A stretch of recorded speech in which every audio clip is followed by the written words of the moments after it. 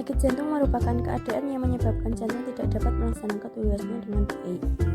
Kehamilan dengan penyakit jantung selalu mempengaruhi karena kehamilan dapat memperberat penyakit jantung yang dideritanya. Penyakit jantung disebabkan oleh kelainan jantung kongenital dan penyakit otot jantung. Penyakit jantung pada ibu hamil mengakibatkan terjadinya peningkatan volume plasma mencapai 22%.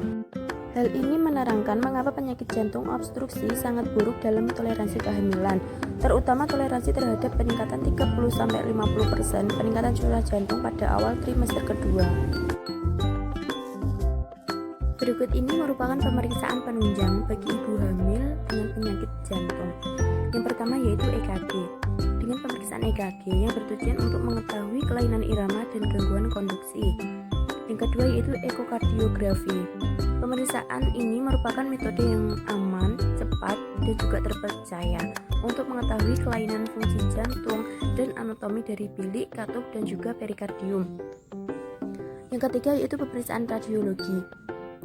Pemeriksaan ini dihindari dalam kehamilan, namun jika memang diperlukan dapat dilakukan dengan memberikan pelindungan di abdomen dan pelvis. Berbagai jenis penyakit komplikasi yang bisa terjadi pada ibu hamil dengan penyakit jantung yaitu gagal jantung kongestif, edema paru, hingga kematian. Dapat pula terjadi abortus pada kehamilan muda.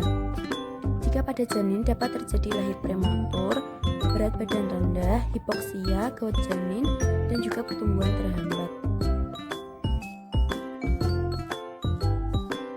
Selanjutnya yaitu tanda dan gejala dari penyakit jantung. Yang pertama, selalu merasa lelah, dan kedua, pembengkakan pada kaki, tangan, pergelangan kaki, dan lengan akibat dari bertambahnya jumlah cairan dan garam yang disimpan di dalam tubuh. Yang ketiga, sering buang air kecil pada malam hari, dan yang keempat, sesak nafas bahkan saat tidak sedang melakukan aktivitas berat. Untuk diagnosa keperawatan pada ibu hamil dengan penyakit jantung, saya mengambil dari buku SDKI, yaitu penurunan curah jantung berhubungan dengan resiko tinggi terhadap dekompensasi. Yang kedua yaitu gangguan integritas jaringan berhubungan dengan resiko tinggi terhadap uteroplasenta.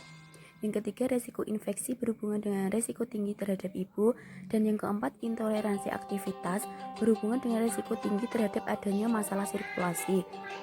Yang kelima yaitu defisit pengetahuan berhubungan dengan mengenai kondisi, prognosis, dan kebutuhan tindakan. Dan selanjutnya yaitu gangguan pertukaran gas dan nyeri akut. Untuk intervensinya yaitu auskultasi bunyi nafas klien, menganjurkan klien untuk istirahat fisik dan mental, menganjurkan untuk tidur posisi flower atau semi flower, memantau DCC dan juga jumlah gerakan janin setiap hari, pemeriksaan EKG, fototorak, kolaborasi pemberian obat-obatan dan juga pemberian diuretik, memantau pemeriksaan laboratorium sesuai indikasi, mengkaji aliran darah, uterus atau janin, periksa kadar estriol dan denyut jantung janin, memberikan penyuluhan dan juga perencanaan, dan yang terakhir memberikan informasi yang tepat pada ibu hamil. Selanjutnya yaitu implementasi. Yang pertama, melakukan intervensi sesuai dengan rencana. Yang kedua, keterampilan interpersonal, intelektual, teknikal dilakukan dengan cermat dan efisien pada situasi yang tepat. Yang ketiga yaitu keamanan dan kenyamanan fisik serta psikologisnya harus dilindungi. Dan yang terakhir yaitu mendokumentasi dan juga intervensi serta respon klien terhadap tindakan medis dan keperawatan yang telah dilakukan. Yang terakhir yaitu evaluasi. Pada tahap ini kita pertama mengidentifikasi perilaku untuk meminimalkan stresor dan memaksimalkan fungsi jantung. Yang kedua yaitu mendemonstrasikan sirkulasi plasenta yang adekuat, fungsi ginjal dengan denyut jantung janin dan juga gerakan janin dalam batas normal.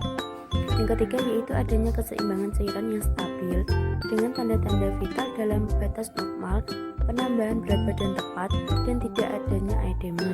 Yang keempat yaitu menunjukkan tekanan darah, nadi, DDA, dan menghitung SDP di DBN dalam keadaan normal.